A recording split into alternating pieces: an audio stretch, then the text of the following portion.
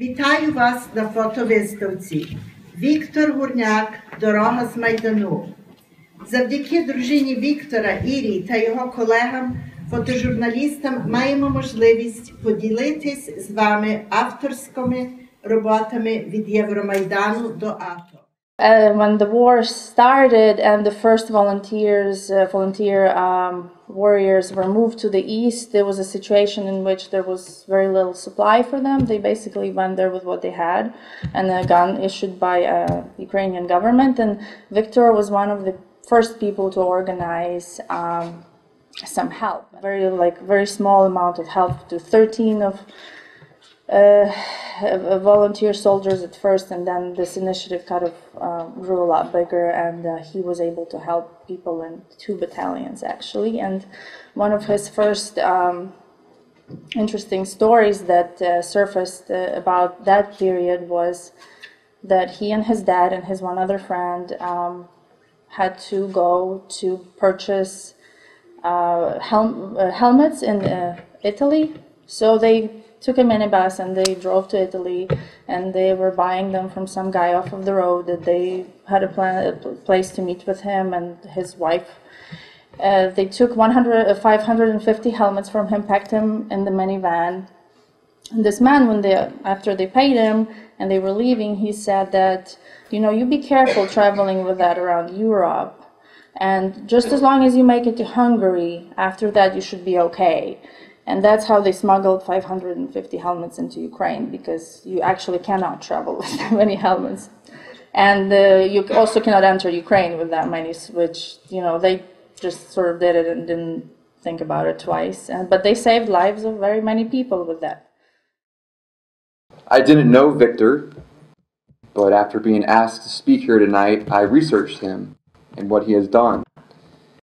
And I found that his life represents, in a lot of ways, the 3 main lessons that I took from the Ukraine war.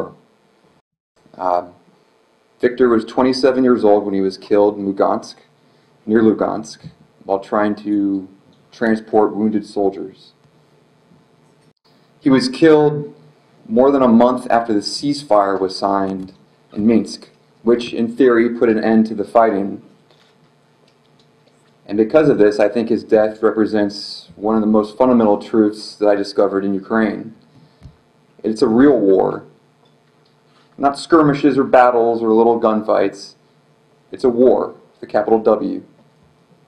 And it's still going on. The ceasefire was signed on September 5th, and there have been 1,000 soldiers and civilians killed since then.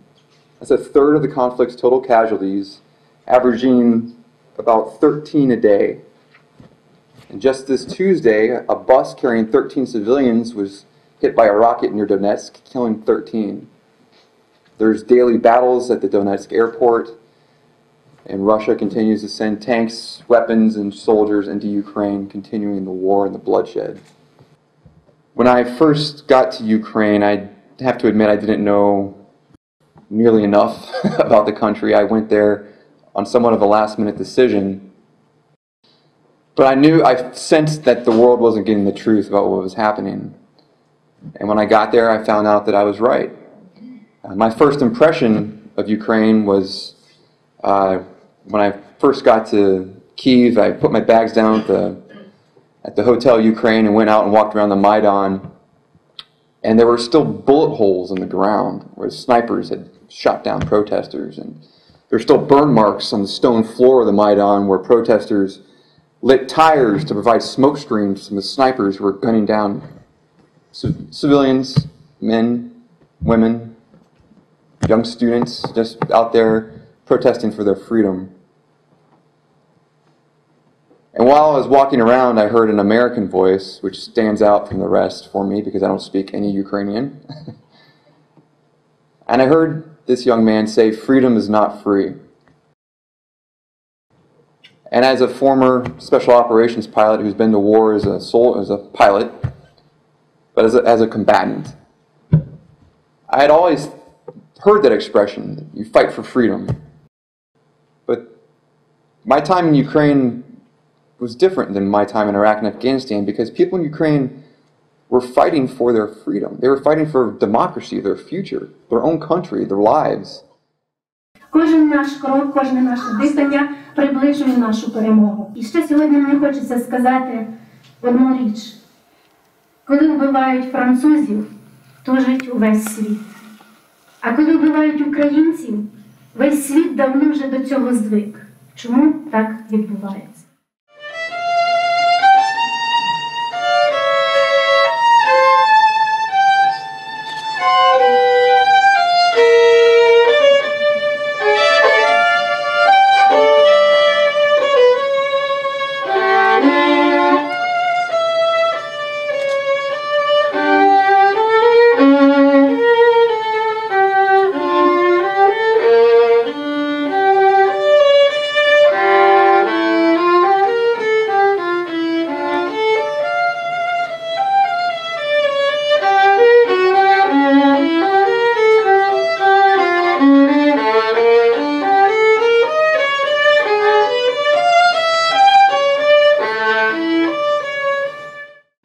Віктор Гурняк.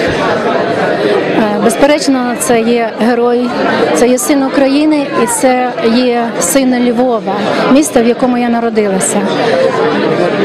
І пов'язує нас з цією дитиною дуже багато, тому що коли мама дивиться в очі свого сина, вона не може їх забути.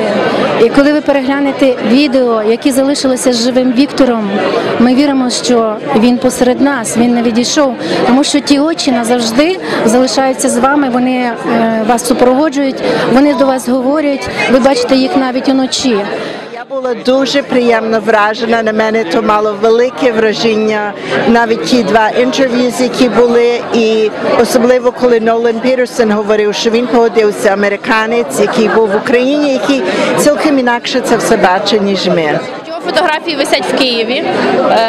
Ця виставка була у Львові, в Івано-Франківську відкрилася 13-го, наступне місто Тернопіль. Я думаю, що для наших людей побачити такий матеріал важливо, тому що ми далеко від України, ми всі допомагаємо, але я знаю, що багато людей не мають дуже уявлення чіткого, як то виглядає, який той український солдат. Я особисто переповнений емоціями, оскільки завдяки таким, як Віктор, ми боремося, ми встоїмо, ми будемо вільними і не буде ворога на нашій рідній Україні.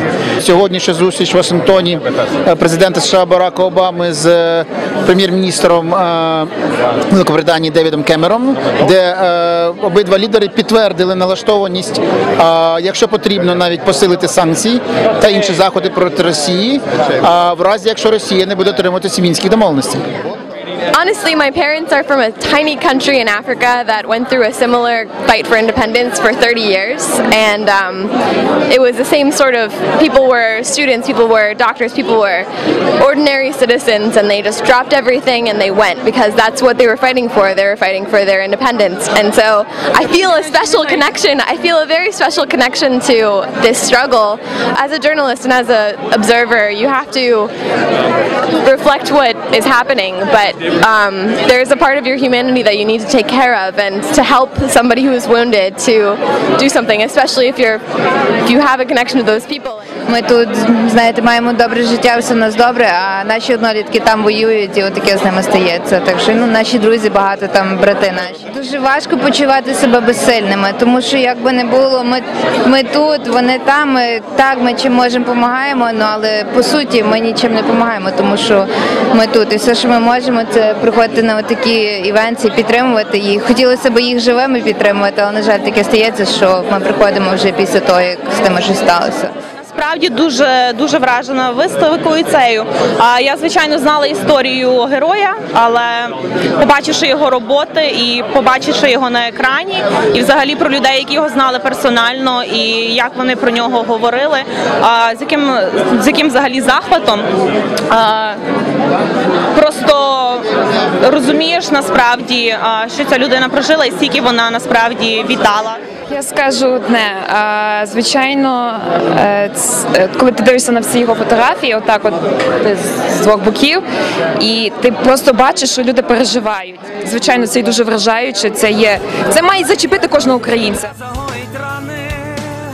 Залишаться в живих поодинокі ветерани, а скільки тих, що не прийшли додому, лежать в своїй землі в могилах невідомих.